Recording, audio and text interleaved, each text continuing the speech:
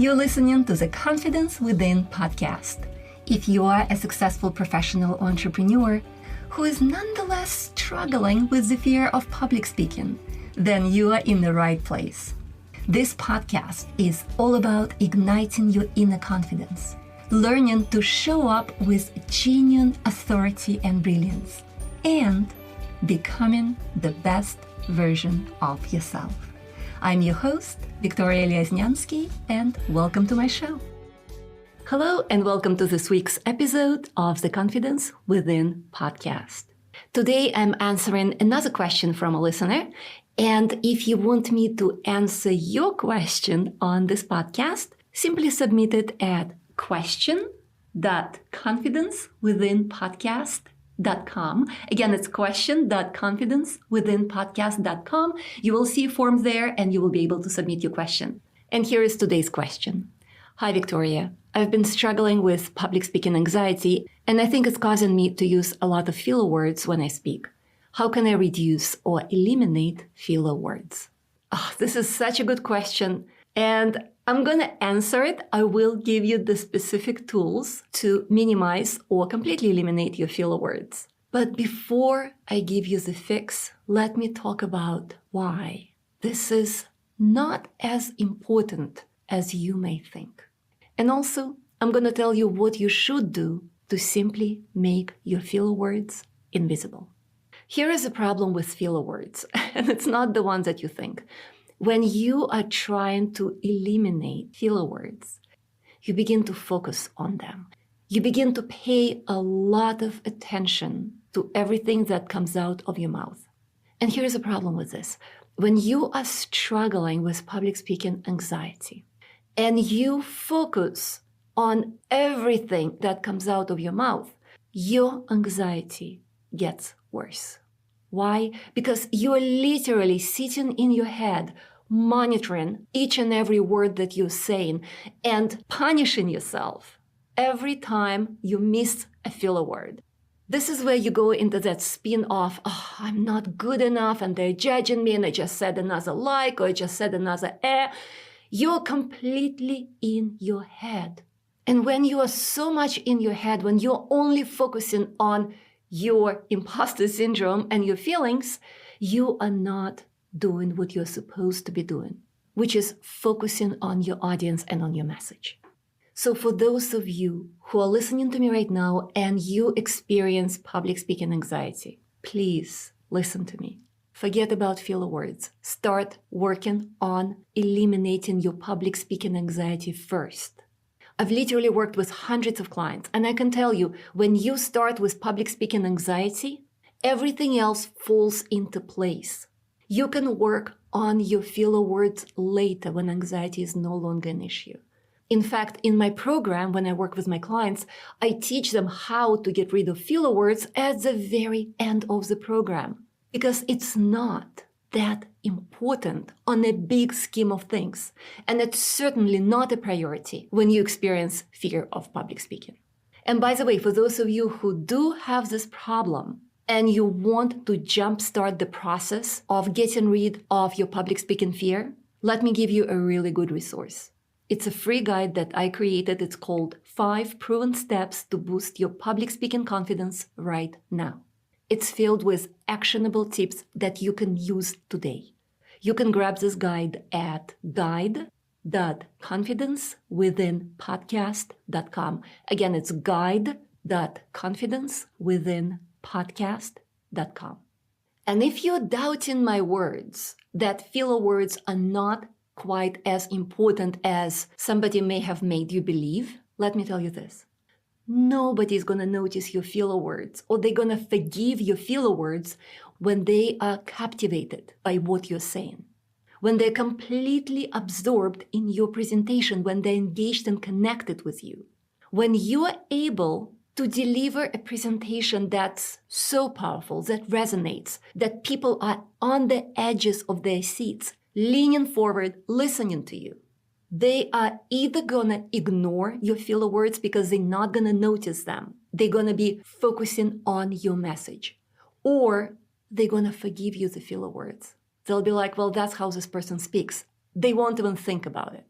Of course, this only happens when your message is truly landing with them. Let me tell you a story. I had a client who went to Toastmasters to practice everything that he's been learning from me. And that day, he was given a task of counting filler words. And so here he is, ready to go, pen and paper in hand, and a lady comes to the podium and she starts speaking.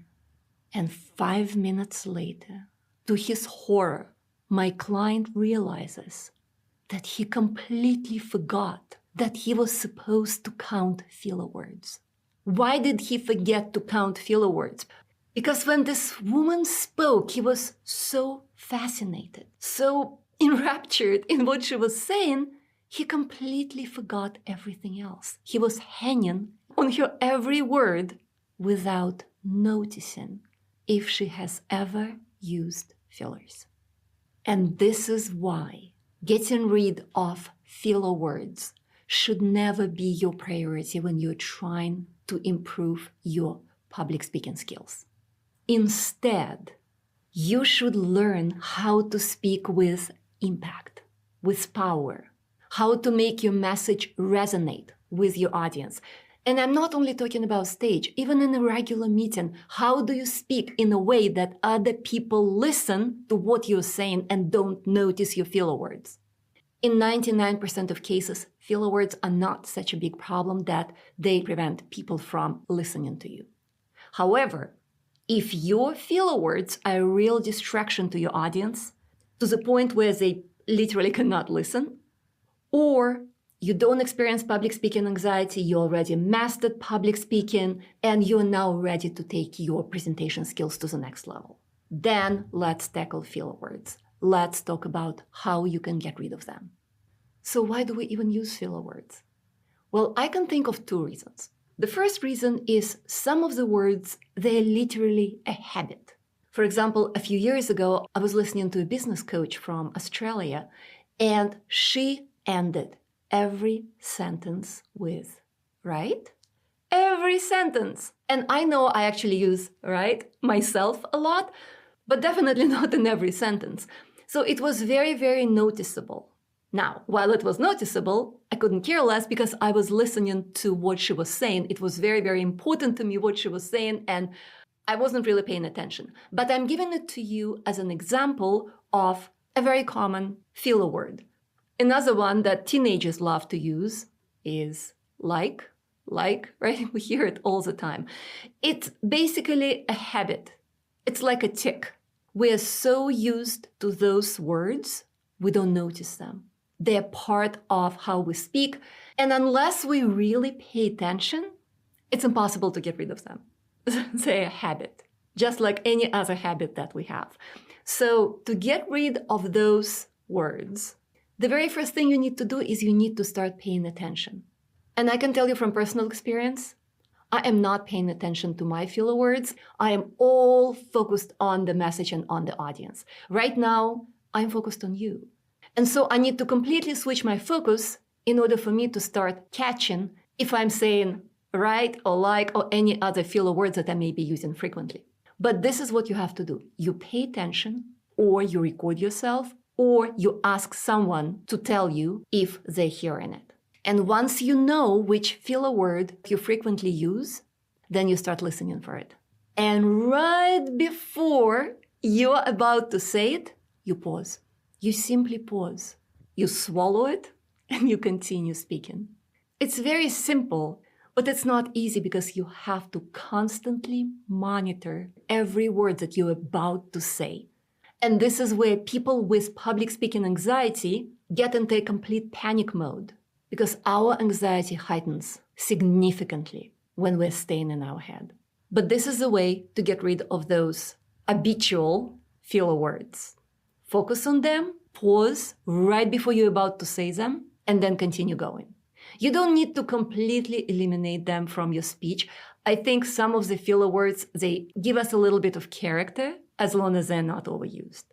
The second type of filler words are sound-based. What I mean is they're basically, right? And we use them because we are afraid of silence. We are. There is no other explanation here. We are afraid of silence when all eyes are on us. So we feel this void with some sound rather than feel it with silence. A lot of times we say before we start answering a question. For example, in my program, we have what I call grab the mic session where we practice impromptu speaking. And we just had one of these sessions a couple of days ago. And almost everyone had a filler sound before they would answer my question. I would ask a question, an impromptu question, and they would start answering it by, and then they go into the answer. Why? Because that silence is so threatening to us that we'd rather fill it with something, anything, just not to be silent. But you know what? You need to embrace silence. If you want to get rid of those filler words, you need to learn to embrace pauses. And just like with the first type of filler words, you are going to focus on what you're saying. And as soon as you catch yourself thinking about making this sound, you immediately pause. Close your mouth. Don't let a single sound come through. Nothing. You pause, and then you actually speak. Again, it's not too complicated, but it's hard constantly monitoring yourself and constantly catching those occurrences of right? Here we go. I just said right again. This is hard, but this is the only way to do it. And here is something for you to think about. When all eyes are on us and we speak, we are threatened by pauses because we feel as if pauses mean something about us. If I paused, I don't know the answer. If I paused, I hesitated. We infuse our own meaning into what other people potentially may think about us pausing. And here is a secret. Other people will infuse their own meaning into your pauses, and they will find the logical meaning. They will think you paused because you're making a point.